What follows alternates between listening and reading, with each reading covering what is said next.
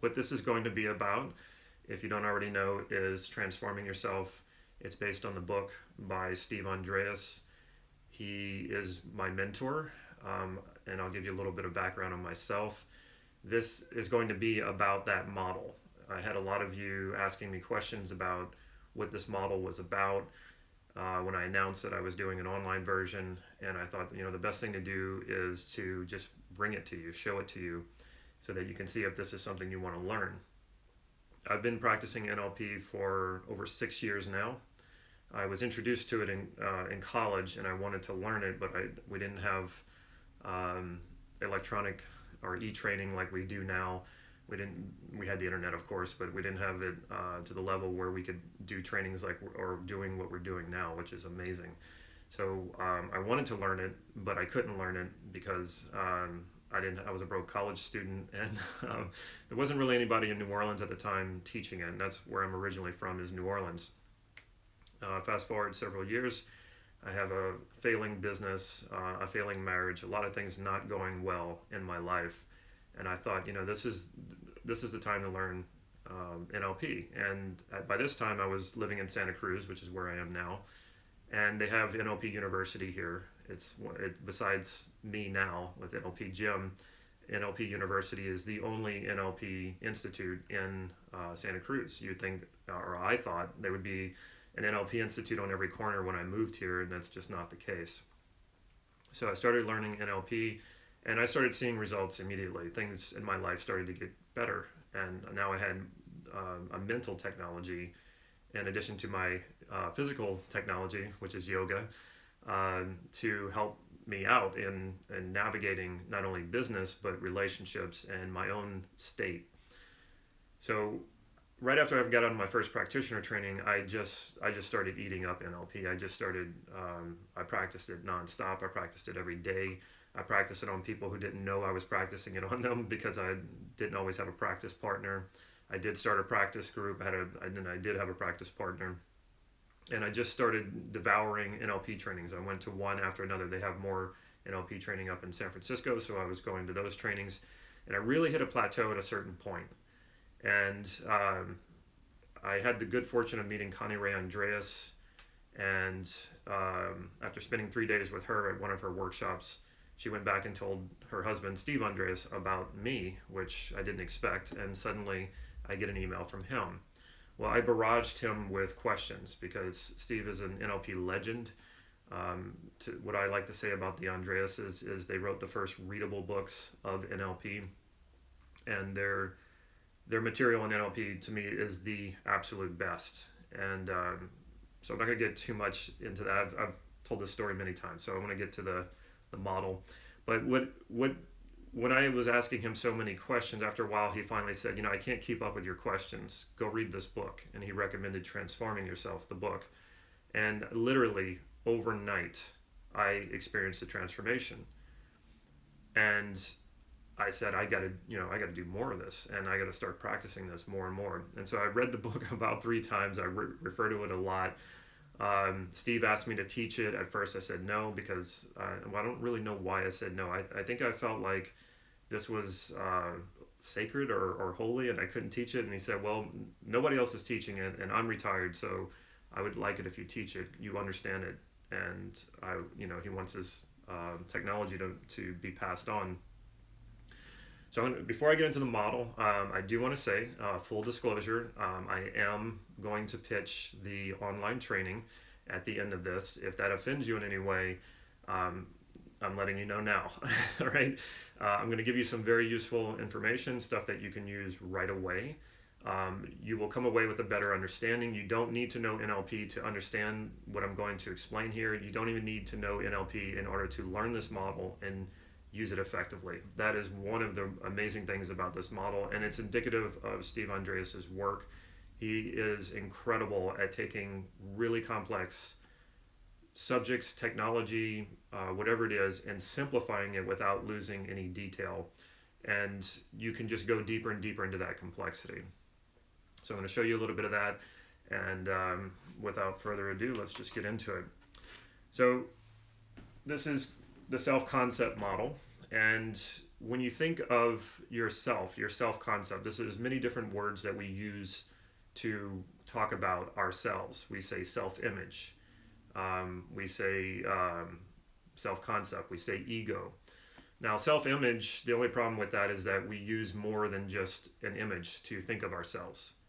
We also use sounds, we also use feelings, both evaluative and kinesthetic and proprioceptive. So, self image is kind of, it's just not very accurate because we use more than that. Ego has a negative connotation to it for a lot of people, so it might not be best to use that term.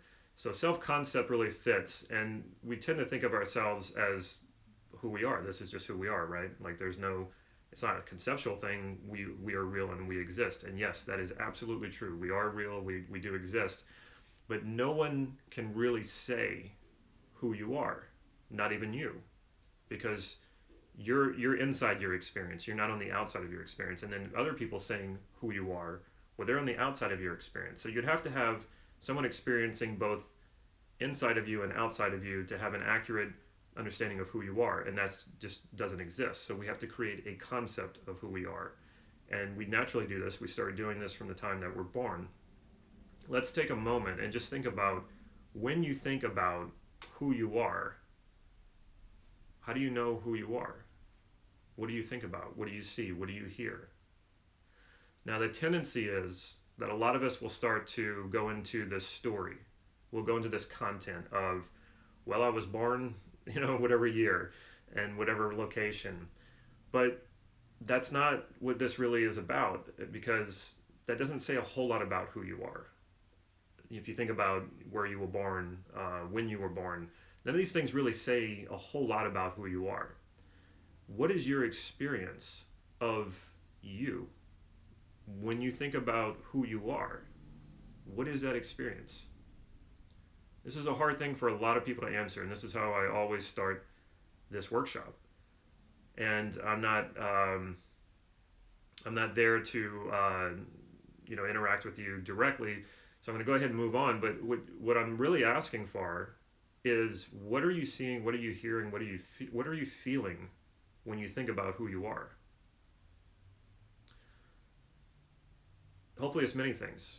Hopefully you see a bunch of movies, a bunch of images, you hear voices, you hear maybe music, you hear sounds, you have feelings inside of you. So this is what we're tapping into here. Okay? And the amazing thing about who you are is that who you are is a belief. It's the mother of all of your beliefs.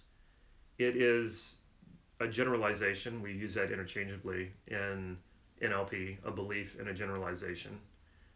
It is the grand generalization. Now, how do we know that? Well, think about all your beliefs. Think about from the time that you were even aware that you had a belief about something, where believing in Santa Claus or the Easter Bunny or whatever beliefs you may have had. You don't have a lot of those same beliefs anymore. As you've gotten older, your beliefs have changed. But one thing has remained the same: the belief that you are, your self-concept. Your self-concept has been there since you can remember, and will always be there if you think about it. But all of your other beliefs have changed. You might not have stopped believing in something, but the belief has changed about it. So your beliefs are in constant change, and you can believe in something and then you see something to the contrary, and then now the belief is suddenly gone because your belief the plug has been pulled on the belief. You see the evidence that says the contrary, and so you stop believing in it. Your self-concept transcends time and space, and that's what makes this really powerful. So when you start to change your self-concept, this is why we call it a transformation, because it's so powerful. It usually changes a lot of other things that you weren't even conscious of. So that's one of the reasons why you want to be careful with this model. And how to be careful with this model is by checking ecology. Ecology is not something I'm going to go into a whole lot here, but when you learn the model, I teach ecology, and so you always want to be checking in with ecology. Ecology is just basically Do you have any objections to the change? Do you have any resistance to the change? Is there anything that you need to understand before you change? Because when you change, change does not happen in isolation. When you change, it will change other things around you, your environment, your relationships. So before you make a change, you want to just make sure that you're not disrupting the balance in your life in a way that you don't want to disrupt it. Actually, change and transformation is a way of disrupting the balance in your life on purpose. Because if you're not experiencing the life you want to be living, and say you're working a job that you don't want to work, that makes you miserable, your relationships are not healthy, there is a certain balance there that's keeping that in place, but it's not a balance that you want. In order to change it, you will have to throw that off balance. Now, what's built into this model, which is really wonderful, is a stable way to make that change. A way to make that change so that by throwing that balance off, you're at the same time rebalancing at a different level, hopefully at a higher conscious level. Now, I've had NLP experiences before I learned this model where I destroyed a limiting belief. But what I didn't do is I didn't properly rebalance after destroying that limiting belief. I didn't properly put something in its place. And as a result, I spent, and this is kind of, this might not sound like something this might sound like something you would want to experience, but there's a danger in it, and I'll explain why. There was one time I did this where I was actually at an NLP training, and I had just destroyed this limiting belief, which was a very good thing because it was a limiting belief about who I was, how much money I was worth, or who I was worth as a human being. And when this belief was destroyed and I didn't replace it, I was way out of balance. I experienced a heightened sense of euphoria. It was almost like a drug. And this lasted for about 6 weeks. And luckily, it didn't get me into any serious trouble, but it certainly went straight to my ego. And I felt an inflated sense of ego. And that's not a healthy thing. And I remember when I met Steve Andreas and he was mentoring me and I told him about this experience and he said, yeah, be careful when you feel euphoria. That's actually not a good thing. And so what this model does is it brings you through balanced and stable change and transformation so that you're replacing old limiting beliefs with new and empowering beliefs, and you're rebalancing. You're not just unbalancing, you're rebalancing at a higher conscious level. Okay? So this transcends your identity, your self-concept transcends time and space. How do I know that? Well, when I'm done with this webinar, I'm going to leave the room. And when I leave the room and I go to the next room, I'm still me. I still have a sense of who I am. I always have. I went to Thailand in October, and when I landed in Thailand, I was still me. I am going to New York next week. When I get to New York, I will still be me. I'm pretty sure about that. So it doesn't matter where I go in space, I'm still me. But that's not so for all beliefs. Some beliefs, when you go into a different place, you could be in one country and you could say, okay, things are this way or however it is. But then you go to another country and things aren't that way because you're in a different country. So you have to change what you think or believe about where you are. But what comes from here, from you, that stays the same. So no matter where you go, you're still you. And then time. Think about your entire past, your present, and your future. There's one common element that like a string that just, or like a rod that just goes through all of your sense of the past, the present, and the future, and that's you. That's who you are. So if you think about when you were 3 years old, you don't say when he was 3 years old, referring to your younger self. You say when I was 3 years old. So you still identify with your younger self, even though that younger self no longer exists. And then the same goes, well, especially in the present. If you were speaking and you were telling me something about you, you would say I, of course. And then when you think about the future, you're not even there yet. Your future self does not exist. But you don't say when I wouldn't say when he's going to do this, when When Damon is going to go to New York, or when he's going to go to New York, I say when I'm going to go to New York.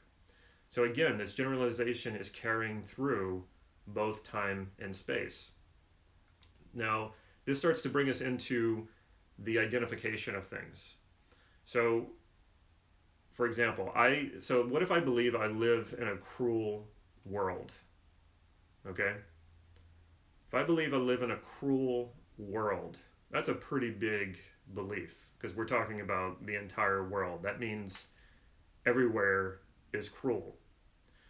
If I believe that, I can still get some relief from that. I can go find a place where no one else is around. I can pitch a tent in the wilderness and get some escape from the cruel world. You know, thinking that, like, I mean the cruel world as in like people are cruel, or the people live around in cities or wherever you go in the world, people are just cruel. I can get some relief from that by going out somewhere and not being around people. But what if I believe that I'm cruel? What if I believe that I'm cruel, and that is actually not a value or not a value of mine, meaning I don't value cruelty. I hate cruelty. I don't like cruelty. But I believe I'm a cruel person. I can't escape that. And how do you think a person would feel about themselves if they believe that they are something that is the opposite of one of their values? And a lot of people do. And this is what makes people feel. This is what makes people's confidence go down. This is what makes people's self-esteem go down. This is what makes people feel unworthy. That they believe they are something other than what they value. I'm going to get into this more in a second. So just know that your self-concept is the most powerful belief, most powerful generalization that you make. You've been building this since you were born. It trumps all other beliefs that you have. So when you change your self-concept, when you transform, that change will expand through time and space. It will change everything in your life. It will affect everything in your life. This is a wonderful thing. It's also a caution to be careful about what you change and use good ecology when you do this type of change. Okay.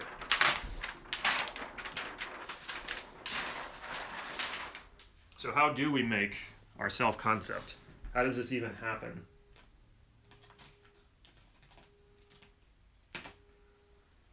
So we have, throughout our life, we have this just happening, right? We just have things ongoing and happening. But we start making categories of them. We call those experiences.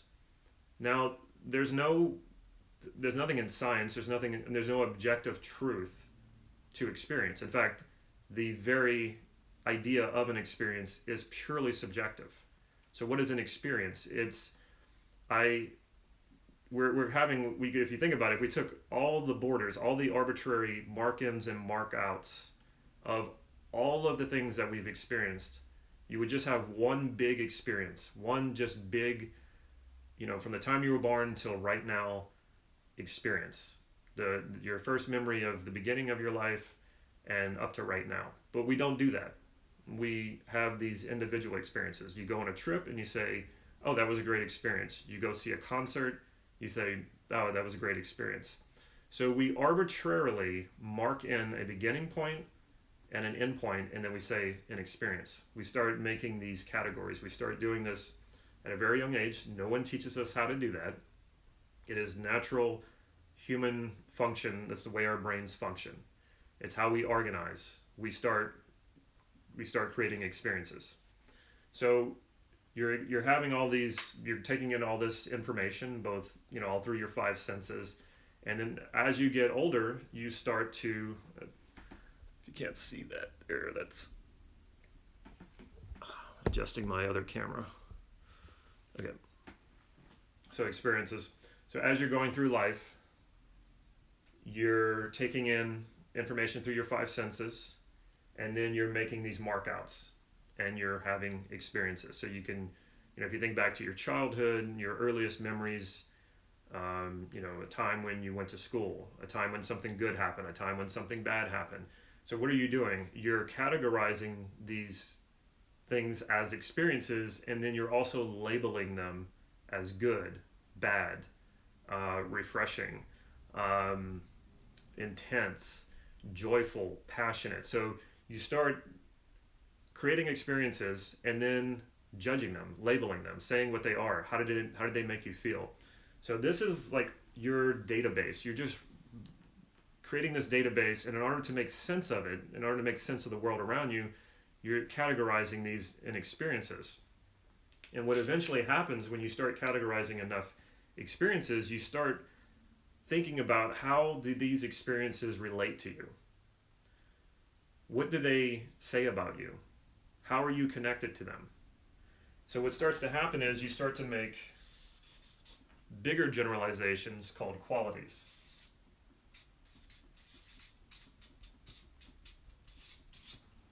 So you have enough of these experiences, and maybe at a young age you like to draw, and enough people said to you, wow, you're very creative. And so you had enough of these experiences that you go, oh, I possess the quality called creativity. Cool. And then maybe some other experiences happen, or somebody says, you're mean. And maybe it was something that you didn't think you were doing anything mean at the time, but you had enough people say, you're mean, you're mean, you're mean.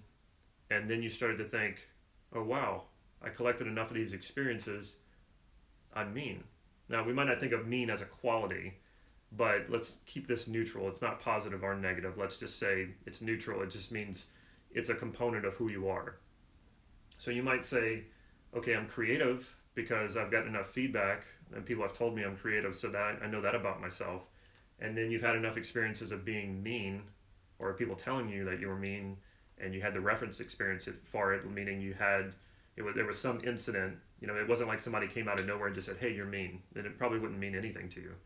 But if you did something and then 3 people came later up to you and said, wow, you're a mean person for doing that, you connect that reference experience and you collected enough of those that you get to a point where you say, oh, that's a quality of who I am. And this is how we started to, at a very young age, this happens very young. That's why this is very deep and very strong. It goes really deep into your unconscious. So you collect enough of these, and when you do that,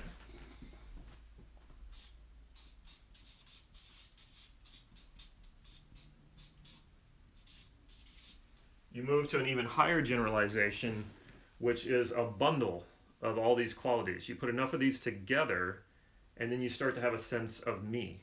You start to have a sense of I. You start to have a sense of an identity. Well, this is who I am. And so this, for those of you who know NLP, and if you understand logical levels was created by Gregory Bateson, and logical levels is how humans learn, and it's through categorization. Like in this case, it's from experience. We go to a higher generalization. We bundle the experiences. We go to a higher generalization. We call it a quality. And then we get enough of these qualities together, and then we go to our higher level and we say, that's who I am. That's my identity. So this is logical levels. Robert Dilts created a model called neurological levels that goes environment, behavior, capabilities, beliefs and values, identity, and then a spiritual one, or a mission and vision. It's a great model. It's very useful. It's not actually logical levels. It's not actually, there's a lot of holes in it, and I've used that model, and I'm not knocking the model. It's very useful, but it's not actually technically logical levels. But this model, the self-concept model, is. And the reason why that is important is because it's a model that's purely based on how we learn and categorize. And that when you stay in that technically, that's where the powerful change and transformation can happen, because you're actually working with how the brain works and how our systems work to create the experience of ourselves. So we go to identity. So identity is a bundle of these qualities. You can say, You could even go to the physical characteristics. I have dark hair. I'm Caucasian. I'm a man. I am intelligent. I'm kind. And then you can even use it for your flaws, the qualities that you don't like about yourself. I'm clumsy. I'm lazy. That sort of thing. So your identity is a bundle of all those things that you think about yourself. Now, there is one level higher than identity on the logical levels, and that is what we call meta, or an evaluation of who you think you are. And that would be where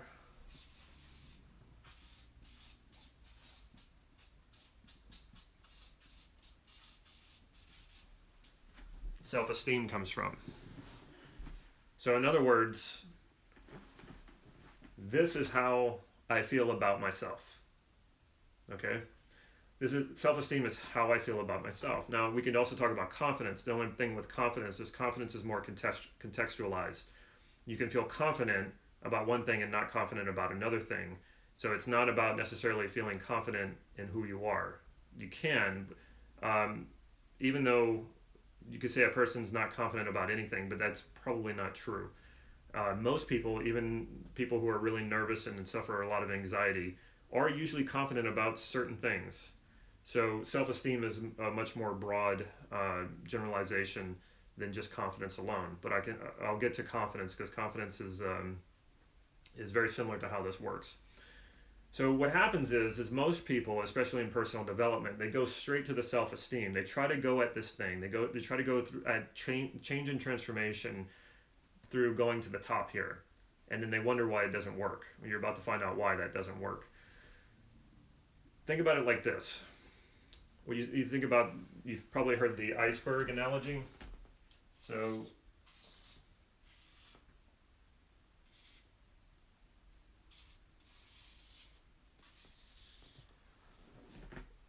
you've probably heard this analogy before. An iceberg, you see the tip of the iceberg sticking out of the water, and then somebody, if you looked at that and you tried to move the iceberg, you'd have an idea of what it will take to move that iceberg. But if you can't see all of this, that's much bigger than what you're seeing, then it's going to take more than what you think. Now, another way of looking at this, and this is why affirmations don't work most of the time. Sometimes they do, but most of the time they don't work. If you saw a building and it was a dilapidated building, the building was run down and it was not a good looking building. It was just it needed paint, it needed renovation. But somebody looked at the building and they said, I'm going to fix that up. I'm going to make that building look nice. And all they did was slap a sign on the building that said, good looking building, or beautiful building. A part of you, even as much as you would try to convince yourself that the building is beautiful, would always be a part of you saying, no, that's not true. But if you go and you renovate the building and you put a paint job on the building and you fix it up, then you could have a beautiful building. And this is really the same thing. So if you're trying to go at self-esteem and confidence directly, and that would be like saying nice things about yourself, which is not a bad thing. I'm not saying you shouldn't say nice things about yourself, but if you stand in front of a mirror and you say nice things about yourself over and over, and then you walk outside and somebody says something rude to you, that it will completely shatter that, because it wasn't based on reference experience. Now, you have people like Tony Robbins, and I'm not knocking Tony Robbins. I think he's probably the person who has taken NLP to as many people as possible, and definitely nothing wrong with that. But he will try to create a reference experience for confidence, and how he does that is walking on hot coals. The problem with that is that the reference experience attached to that is walking on hot coals, and it's only one experience. Now, I've known many people who have walked on hot coals. I've never actually done it, but they're had just as many problems or just as many issues as they did before they walked on hot coals.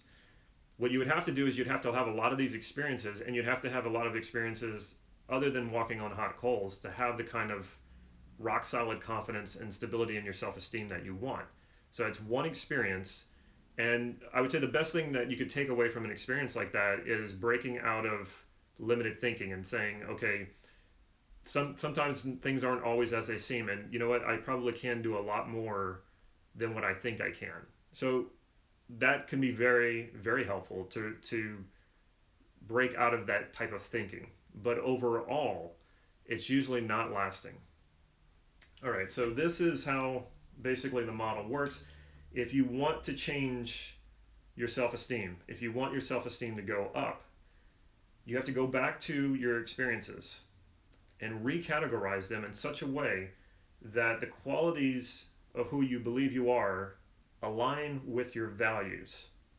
And when you behave in ways that align with your values, your self-esteem is going to go up, and your happiness, your fulfillment, pretty much everything gets better. So I'll give you an example of this.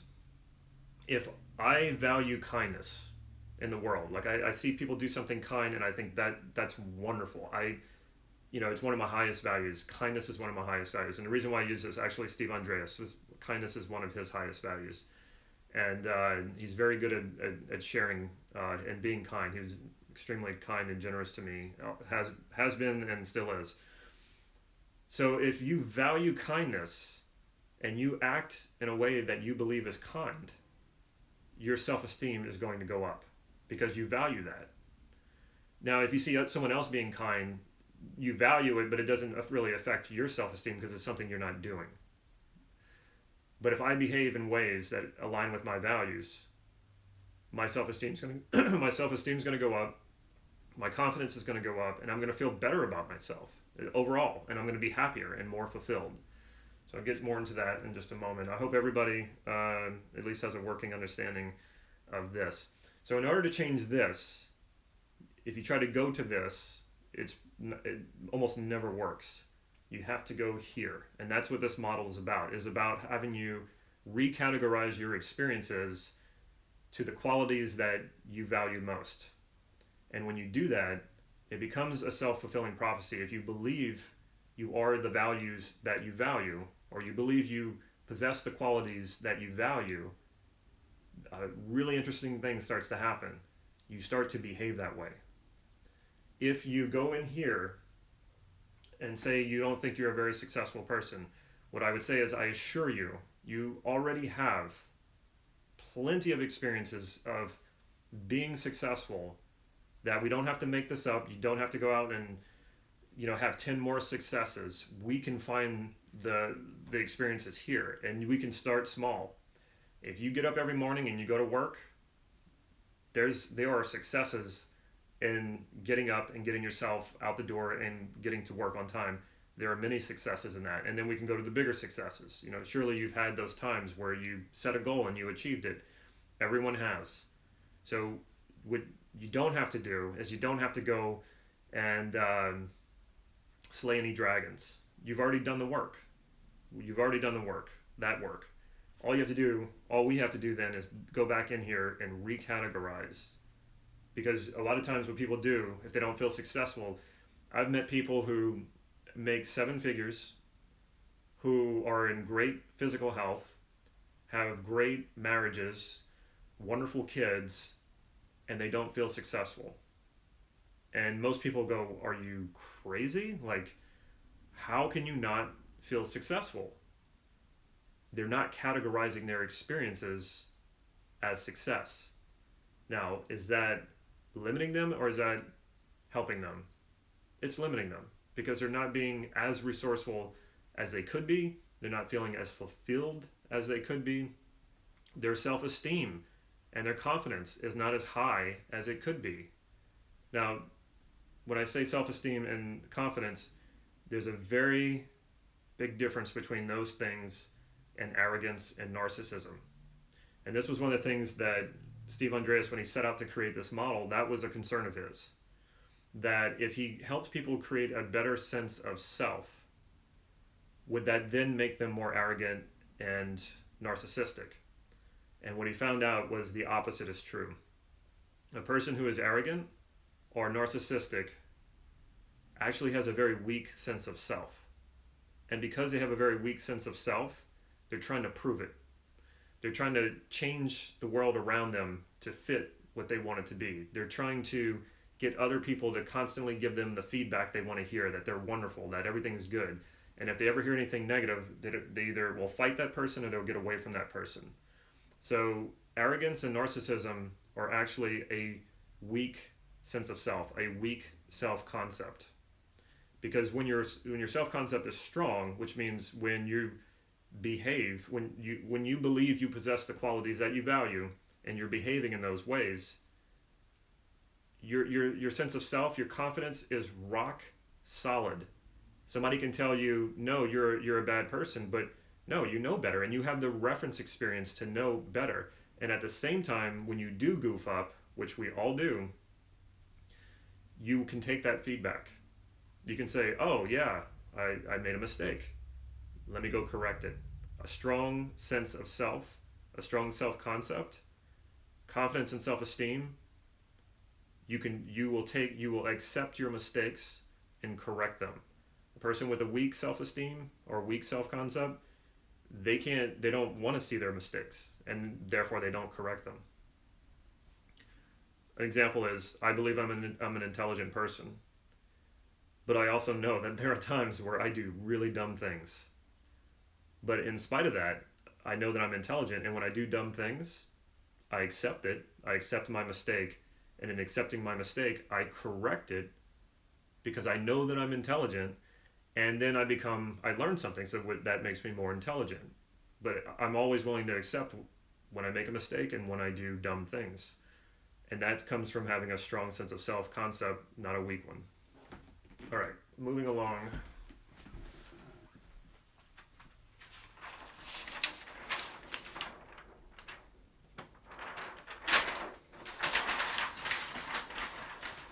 So I want to go over the myths of change and transformation. And sometimes people will speak these right out, but a lot of times people don't ever say this, but they think it and they feel it. And that is, change is difficult and painful. And I would say it can be, but I would also say it's not so much the change and the transformation that's difficult and painful. It's more likely your resistance to change, your resistance to transformation. Because we've all had a transformation, whether they've been small or large. There's been those moments where you just suddenly saw the light and you went, oh wow, and suddenly you had like a sense of being enlightened, and now it shifted your consciousness, you change in a certain way. If you think about it, when that actually happened, that's not usually painful or difficult. That actually usually feels freeing, and it feels very good. It feels liberating. But if you think about what came right before it, now that might have been painful, that might have been difficult, but all that was your resistance. All it was your resistance to that change, to that transformation. A lot of times we say, oh, if I let go of this belief, then all these horrible things will happen. Like I know people who they have a belief that they're lazy, and they're not. Like you can see them, they're constantly working, or like workaholics often will have a belief that they're lazy. And it's that belief that they're lazy that propels them to constantly keep working. So they resist letting go of that belief because they think, oh, well, if I let go of that belief, then I really will become lazy. And of course, we know that's not true. If you believe you're hardworking, and you have the reference experience to connect to hardworking, you do a lot of work, you get a lot of work done. You'll feel good about that, and you will likely continue to work hard. It becomes what we call a feed-forward system. All right. They also say change is slow and it takes time. Now, I'm not saying that it doesn't ever take time or that it's never slow. What I am saying is that that doesn't have to happen, or that's not a quality of change, slow, or that it takes time. Because if you think about when the change actually happens, when a transformation actually happens, it happens in an instant. It happens in a moment. So again, with change and taking a long time, well, there's a few things that kind of go into that. There can be resistance. if you resist change, and a lot of times the change can be, the resistance can be very unconscious. You haven't really taken the resistance that's in your unconscious and brought it into the light, brought it into consciousness, and understand that you're resisting it. And this is again where ecology comes in. So what you might say, well, yeah, I want to raise, but unconsciously you may be resisting it because if you may be thinking, well, unconsciously you might even be aware of it.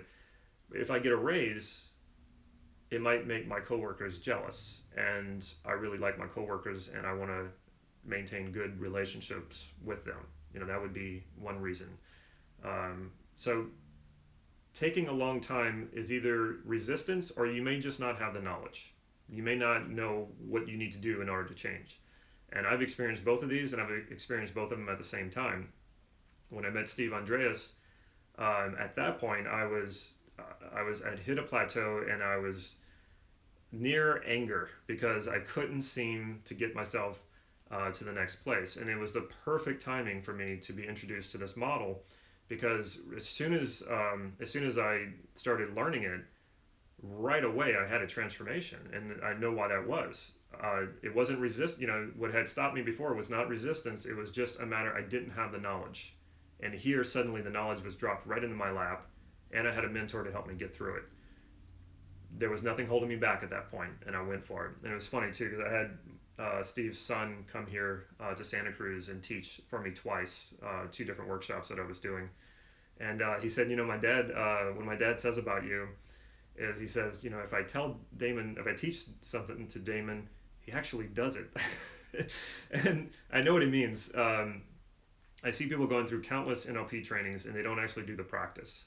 And I've gotten the question so many times of why I've gotten good at NLP. How was I able to do it? And there is no secret to this. There is one thing that will get you good at anything, and that is just practice. Just practice it. All right, so change doesn't last. I hear this one a lot. If the change doesn't last, that means something didn't happen correctly, or what happens a lot of times too, it's funny, when I'm coaching people, this is the model that I use for all of my coaching. I don't necessarily bring someone through the model every single time that I coach, but I'm basing everything that I do off this model. This model informs all of the coaching that I do. The really funny thing is that often during probably the third session, which is when I really start to implement the model, first two sessions, and I'm going to show you this in a minute, first two sessions has a lot of information gathering, really trying to understand what the person wants and what's holding them back and what their values are. And so it takes usually about 2 sessions for me to do that. By the third session, I'm really implementing the model. And you'll see these strange looks come over people's faces, and they'll go, "This is really happening, right?" And I'm like, "Yeah, it's really happening." And they'll say, "Is this going to stay like this? Like, is this, can I stop thinking about it? Can I just let it go and it'll stay this way?" And I'm like, yeah. And what I'll ask them is there any resistance to that? Is there, for any reason, would you not want to keep this change? And I really have them take a moment to check in with themselves, because if there is resistance, now we have an ecology issue. If we have an ecology issue, we need to sort that out. We need to bring that into consciousness, find out what its positive intent is, and then we need to integrate it into who you are. Because if we don't do that, then yes, later down the line, if you have an ecology issue that you haven't dealt with, it will sabotage whatever changes you've made. It'll sabotage whatever you're working on. So this is why ecology is so important. If you check the ecology every time you use this model, anytime you do a transformation or a change, it will last. Something else would have to come and interfere with it for it not to continue on. An object in motion stays in motion unless another force acts on it. So change is lasting unless it wasn't a full-on change because you didn't work out the ecology issues, or some other force comes and acts on it. Something might happen to the person. There might be a trauma or something that happened. The person might be traumatized by some experience, and that might shift their identity. But at the same time, you can change it back. If you can break it, you can fix it. All right, so those are the 3 myths.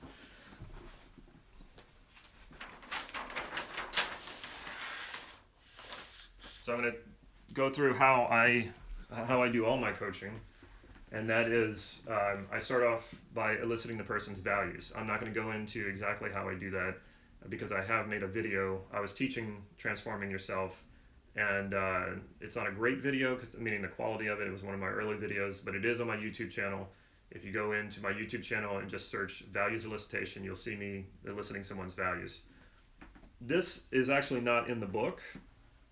In the book, Transforming Yourself, that Steve Andreas wrote, he puts in there, he actually says it. He says, I assume you already know what your values are. So you already know what you want. Okay? When he was teaching it, when he taught the workshop and he turned it into a book, he was actually teaching a lot of his students who were advanced. And so it was common for them to be very well aware of their values and know what they want and know how to elicit their values anytime they wanted to. So when I teach this, I teach values elicitation. So values elicitation starts off by I have a client for the first time and I say, okay, what do you want? And it can be something very simple. It doesn't have to be like, in fact, I don't like it when they try to jump to like the highest level of what it is that they want. No, it's like right now, immediately, what do you want? Like materialistic, or, what is it that you want? You want it, and if it's vague, that's good too. Like, do you want to just feel better? Is that what you want? And then I go to, well, what is important about that? What will that do for you? And I keep chunking up higher and higher until we get to those high level values. And I'll share some of what my values actually are.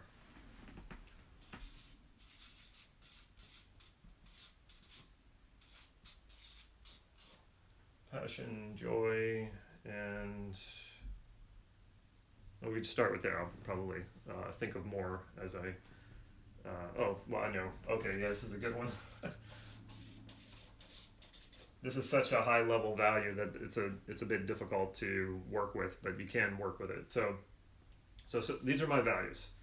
So anytime I'm acting in a way I'm behaving passionately, I feel great about myself. My self-esteem goes up, my confidence goes up because I value passion. And when I see other people acting in a passionate way, I get inspired and I want to do something. And then joy. I want to be happy. It's just the word that I use. Joy is something I value very highly. So if I'm behaving in a joyful way, self-esteem and confidence goes way up. Freedom. Now, you got to be careful with freedom because you can't necessarily just experience like freedom, like here I am, freedom. It's always, freedom has to be contextualized. Free to do what? Free to be who? Free to have what? To do what? It always has to be contextualized. So you have to figure out where in freedom does a person want to experience it. Now, this is how I start off the training. And when I've done this workshop live and I've elicited values for people, then I'll ask them, are you a passionate person, for example? And a lot of times they'll say either no, or I am sometimes and I'm not sometimes. Now I'm using passionate, that's my value. I would be asking them about their value. So we elicit 3 to 5 of their highest values. And when I ask them if they are this as a person, like do they embody this quality, most of the time they say either no, or I am sometimes and sometimes I'm not, which means the quality is ambiguous. No wonder they're not having the life experience that they want to have. Because if you're only experiencing your values sometimes, then you're probably not living a very happy and fulfilled life. You're probably, sure, confident sometimes, have self-esteem sometimes, but only sometimes. How would you like to have sort of an underlying foundation of confidence and self-esteem because you're living your values, which means you're happier and you're more fulfilled? Now, this is what this model is all about and why I am so excited about it and why I use it for everything that I do. When I practice NLP, I'm using this model. When I'm coaching people, I'm using this model. Now that doesn't mean that I don't use any other NLP techniques. I do, because sometimes we hit obstacles or blocks and we have to overcome them. And then that's where other NLP techniques and processes might come in handy. So we cross-reference this. I elicit their values. I ask them if they experience these values as qualities of who they are, and I've never had a client who absolutely every quality fit with or every value that they had, they also embodied as a quality, which is why they were coming to me for coaching to begin with. So now we have our work to do.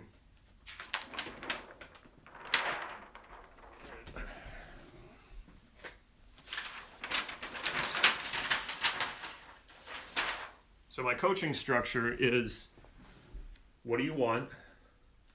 Elicit values.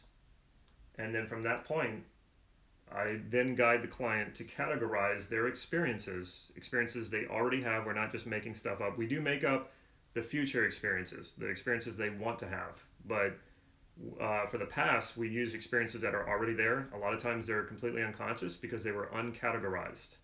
Now we bring them back into consciousness, we recategorize them, we structure them as certain qualities, because what I'll do is I'll map a quality that they're certain about. So a lot of times people are pretty certain that they're intelligent. I will elicit how they structure that. Where are the experiences in their personal space? They might see movies. They might see movies one at a time, or pictures one at a time of them doing whatever it is that they want to do, whatever it is that they value. In this case, intelligence. They'll see movies of them being intelligent. So I want to know where that is in their personal space. I want to know if they're seeing it like icons on a computer screen or one at a time. I want to know if they're hearing voices. Where are the voices coming from? A lot of times they're coming from behind you. So I find out how in their personal space are they structuring that they know that they possess the quality of intelligence, or whatever certain quality that they're certain about themselves. Once I know that, all I have to do is take the experiences of the quality that was ambiguous or didn't exist, and drop that data, drop that information into the same structure as a certain quality. And like that, they suddenly embody that quality as a part of their identity, part of their self-concept. And as a result, they feel happier, more fulfilled, more confident, have higher self-esteem, and they begin to behave more that way. And it is quite extraordinary. And this happened to me the very first time I used the model. I used it on the quality of gratitude. I felt like I was grateful sometimes and ungrateful other times. And I said that the quality, having the transformation isn't painful. It doesn't necessarily necessitate crying or laughing or any of these things, but sometimes that does happen.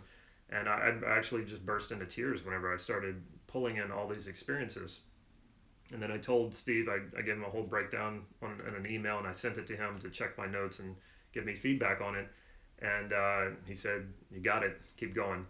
He also said that gratitude is the one quality you cannot have too much of. If you're too passionate, that turns into obsession. If you're too, caught up on freedom, then you might start neglecting your responsibilities. But gratitude, you can't have too much of it. You can keep building that one up more and more. And the more gratitude you have, you've heard probably things like in the law of attraction and The Secret, to feel grateful. There is definitely something to that. When you are grateful for what you have, you tend to manifest more of what you want in your life. So gratitude is a wonderful quality to install. And if you feel like you don't have that quality, or you feel like it's ambiguous, you might want to start there, because that'll certainly start bringing things into your life that you want immediately. All right, so it's a very simple process. Now, sometimes, like I said, I have to use other techniques or processes in NLP. If people get jammed up, sometimes they have blocks, so I have to work them through it. But the more you use the model, the better you get at it. All right, so that's it for that. Now, I'm going to get to your questions in just a moment. I think I covered everything that I want to cover. Let me just check my notes real quick. Okay. So, I just saw somebody's question or statement come up that I have wonderfully idiosyncratic handwriting. Not sure exactly what you mean by that, but I don't normally print, actually. I usually write in cursive, so writing like this is a little unusual for me. So get your questions ready if you have any questions. And the only thing I don't like about, I love YouTube, but there's always the problem is I can't really see the questions. Let me see if I can pull them up.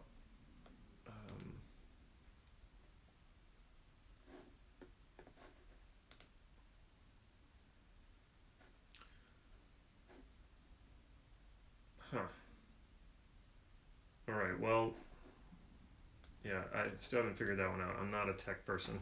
What I might do is I'll go through the questions in the feed, or maybe I'll play with my phone a little bit in a second to try to see if I can see the questions. But what I do want to say, okay, so yes, I am selling this program. This is a pre-sale for the program. It hasn't been made yet. It'll be ready in May.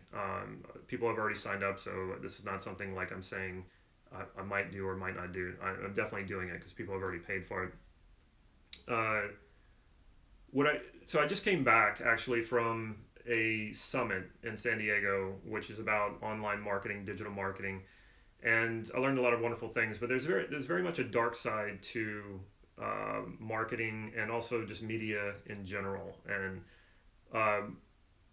what they found is that people are more likely to take action if they feel like they're going to lose something they already have, rather than taking action to acquire something they don't have. And very few people go the other way around. Most people work out of fear and scarcity. I don't want to contribute to that at all. So the reason why they do that is not just to hurt people. They do it because it works. They do it because it makes people buy. And I would rather lose sales than contribute to more fear and anger in this world. So I'm not going to say that you're not quite a whole human being unless you have this training. That is absolutely not true. What I am saying is that you are a complete and whole human being. And if you're not experiencing that right now, that's just because you haven't categorized your experiences that way. And it's very, very simple. That's all it is.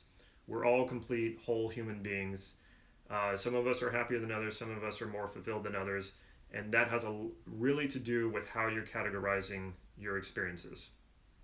So, yes, you're a complete whole human being, and you will continue to be whether or not you purchase this training. So I felt like after that time that I spent in San Diego that I really wanted to say that. And when you think about acquiring something or purchasing something, getting something, think about what your motivations are for doing that. If your motivation is because you fear something or you're angry at something, I would step back and rethink that. And I would hope that everyone more and more starts making decisions based on gaining or acquiring something rather than fear of losing something. So if you're not having the life experience that you want to have, or not because you're hurt or full of anxiety or any of those things, and if you are, this will certainly help you with that. But if you're not experiencing all those things, take action to gain more. Take action to make your life better. Because a lot of people don't take action because their life is okay, and they're okay with being okay. They're okay with not tapping into their potential and achieving their potential. One of my values is potential, or actualizing my potential. So any opportunity that I get to learn something, to do something where I get to actualize my potential, I go for it. I take action on that. And sometimes I've taken risks in that area, and sometimes they haven't paid off, but majority of the time they have paid off. So in the Facebook page, I put the link to sign up. It's $200. The reason why I'm charging so little is because, like I said, the program isn't even ready yet. It'll be ready in May. And the price will go up after Thursday. I'm not promoting this. I'm not running ads on Facebook or anything like that. I'm just putting it out there to my social media following. So I will put the link also in the YouTube site as well, YouTube channel, and you can sign up. So if you sign up by Thursday, it's $200. If you wait till later, when I release the training, it's going to go up. So just letting you know, putting that out there. All right, so any questions out there? I unfortunately can't see. Let's see.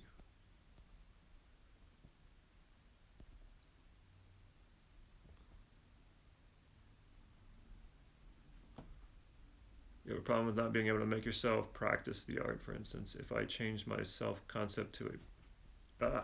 why is it not showing this?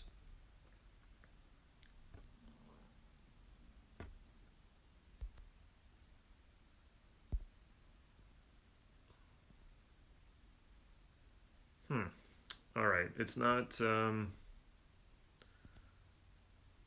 unfortunately, it's not showing me your questions on YouTube.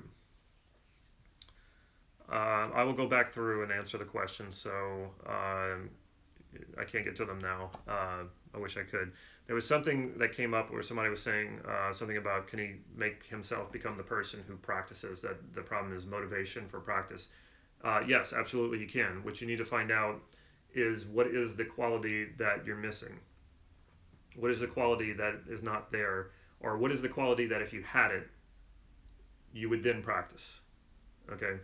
And it goes deeper than just motivation, because actually, there's no such thing as really motivation in the sense that most people think it is. When you value something, that's instant motivation. Okay, if you value kindness and you know it, and if nothing's standing in your way, you will act in a kind way, and you will be motivated to act in a kind way. If something's getting in your way, that's probably something like internal. So if you want to practice but you're not practicing, you need to go inside and see what it is that is getting in the way of thinking you're going to get what you want by practicing. So part of you is likely thinking this isn't going to work. Okay, so the idea is not to get rid of that part. The idea is to find out what is the positive intent of that part that's obstructing you, that's saying, I don't, we're not going to move forward, or it's resisting. Okay, so if you try to suppress resistance, you're going to create a shadow. You create a shadow that's going to come back stronger and probably sabotage you and make it worse. So you need to bring this into consciousness. If I'm resisting practicing, what's the positive intent? There is a value there that part of you is trying to go after, and maybe it's protecting yourself, maybe it's saving you time and energy, maybe it's saving you disappointment. You need to find out what it wants and negotiate with it and reintegrate it as being a part of your plan to practice. I hope that's helpful. Any other questions? I can see them briefly as they pop up, but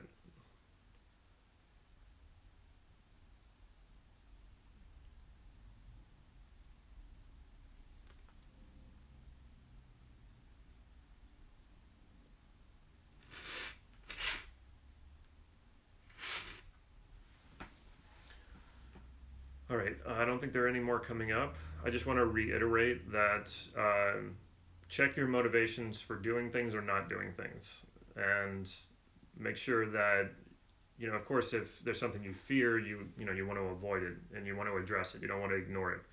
But in general, when you make any decision, when you take any action, get yourself to a place where you're coming from a positive place of what you want, rather than what you're trying to avoid, or rather than what you don't want. You will be much better served by making decisions based on what you want. So if you think this model is right for you, if you think you will benefit from this model, I believe actually, this is what I believe. I believe everyone can benefit from this model. I don't care how successful, how confident, how high your self-esteem is. I've taken people who were the first time I used this model on someone else besides myself. I was just testing it out, and I used it with a very successful woman who felt like her strongest quality was independence. And in the process of mapping that quality, because I wanted to know what the structure of it was in order to be able to take other experiences and drop it into that same structure to create more certain qualities that she valued. When I brought her through that, she suddenly had the experience of being even more independent, and this is interesting. And she also started to realize how much other people had helped her. And that actually made her feel more independent, which is kind of strange. But we don't live in isolation. People help us. We do things with other people's help all the time and support. And she really started to recognize that. And it was humbling for her, but it also empowered her. Another interesting time that I was using this, I wanted to install more courage. I wanted to create more courage. And I was doing this at home alone, and it was at night. And I suddenly started having all these fears coming up, and it was very, very strange. And it was like, okay, well, I'm working on courage. Like, why why are all these fears coming up? And it seemed to be random. They didn't seem to be connected to what I was doing. And it got to the point where I was actually looking over my shoulder. Let's see. Okay, I'll keep doing the free YouTube content. I just recognized the comment. So I'm installing courage. I'm strengthening courage as a quality within myself, and I'm starting to experience like these random fears. And I'm actually looking over my shoulder, thinking like somebody's behind me or something's going to happen. And finally, I got over it, and I experienced the courage. The transformation took place, and I was writing all these notes to Steve Andreas so that he would give me feedback. And I explained that I said, I don't know if this is related, but I kept having these weird fears coming up as I was doing this. And he was like, oh, well, that's normal, because in order to be courageous, courage doesn't mean you don't have fear. Courage means you act in spite of the fear. Courage means you do something to overcome the fear. So of course, fear had to be a component of that quality. It was amazing. Like, I hadn't even thought about that. But when you make these transformations, they're as real as anything else in your life. The qualities suddenly become strong, solid qualities of who you are. And this will strengthen your sense of self. You will walk into any situation, and even though you may not know the situation, and it's not about acting arrogant, but you will feel strong and confident about who you are. You don't want to feel confident about things that you haven't done. You don't want to feel confident about flying an airplane if you've never flown an airplane before. That's when you're going to get yourself into trouble, and that's what arrogance is: feeling confident about stuff that you shouldn't feel confident about. Third question: could changing my quality help with learning faster? It disappeared. I think your question before it disappeared had something to do with learning faster. Yes, so learning is a quality. Are you a fast learner? Are you a good learner? Do you learn well? Are you a good student or whatever? So learning itself can be a quality. And there are times when you've learned very well, and there are probably times where you really struggled. So all we have to do is pull in the data from the times that you were learning very well and drop it into the same structure of a quality that you're certain about. Okay, if you're certain about being intelligent and you're uncertain about how well you learn, or if you're a good learner or not, we map the certain quality of you being intelligent, and then we take the experiences of you learning well and we drop it into the same structure. Boom. Then you suddenly feel that same confidence about learning. I hope that answers your question. It disappeared. Okay. I will go back through the YouTube questions and one by one answer all of them. I apologize that I can't see them. My normal tech guy isn't here. And I even pulled up my own YouTube channel on this other camera. And I just can't see the questions, unfortunately. Okay, you can still email me questions, message me questions on Facebook. As long as I don't get bombarded, I answer every single question. I respond to every single comment. Take advantage of the pricing on this. It's never going to get less expensive than it is right now. If you know that you want this model, you know that when you want to learn this model, take advantage of it. Thursday, the price is going to change. Also, you don't need to know NLP to learn this model and use it effectively. I've taught it to teenagers who had never even heard of NLP, and they were using, within the 3-day workshop that I would teach, they were using it effectively both on themselves and other people. So, or if you're a coach, this is a great model to learn. This is, like I said, I do all my coaching from this model. If you've had some NLP training and you're struggling with how to bring all the components of NLP together in one application, in one model that you can use to overcome limiting beliefs and rapid transformation and change, this is the model for you. This was, until this point, NLP seemed rather random to me. Until the point that I learned this model, NLP seemed like, oh yeah, you have this process here, you have that process there. And when I would coach people, I would just kind of hit them with every single process that I thought might work until one of them worked. With this, you sort of have the whole thing cornered, and you just keep finding what the quality is that's missing. You keep eliciting their values, you keep eliciting what qualities they feel certain about, what they feel ambiguous about, and you just keep strengthening those qualities until they have the change that they want. So anytime you want something, whether it's material or anything, it's more, you don't really want the thing, you want the experience. You want the thing, the experience that you value, and you can experience that right now. And that's where I was getting at with the whole marketing thing. It's like, they try to make it sound like, when they're certain marketers, not all, is that if you don't have this, you're not going to have the life experience that you want, and that's complete nonsense. You can have that experience. If you can project that onto an object, that means that you can experience it because you're projecting it.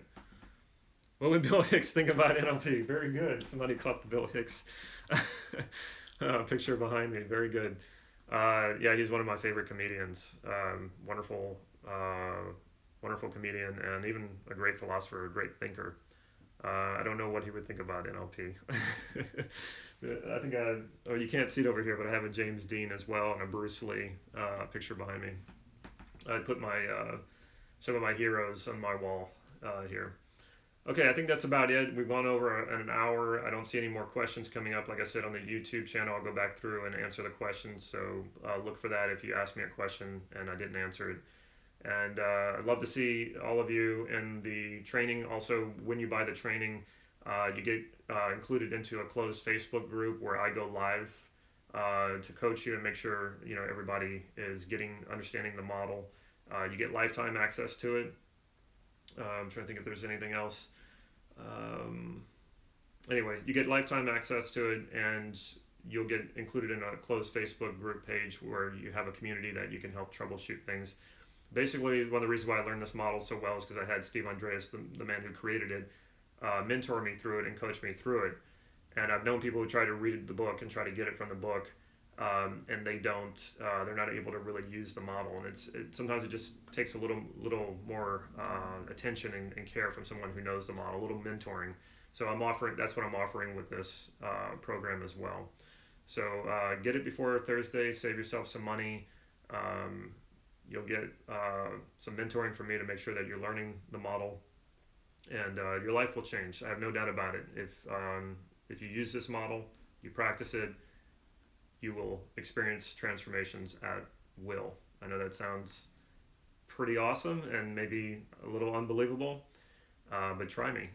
All of my products have a 30-day money-back guarantee from the time that you receive it, so I wouldn't say if you pay now, you have 30 days and you don't get the program until May. I'm not doing that. When you get the program in May, you get to try it for 30 days. If it's not working for you, you get a full refund. Okay. All right, my mouth is dry. I've been talking so much. And thank you so much for attending. I could talk about this all day long. I really love this model and everything that it's done for me. And I have extreme gratitude for my mentor, Steve Andreas, for helping me learn this model and for creating this model. And I'm grateful that you tuned in. So thank you. And I hope to see you at some point or meet you. And I hope to see you in the Facebook group. All right. Take care, everyone.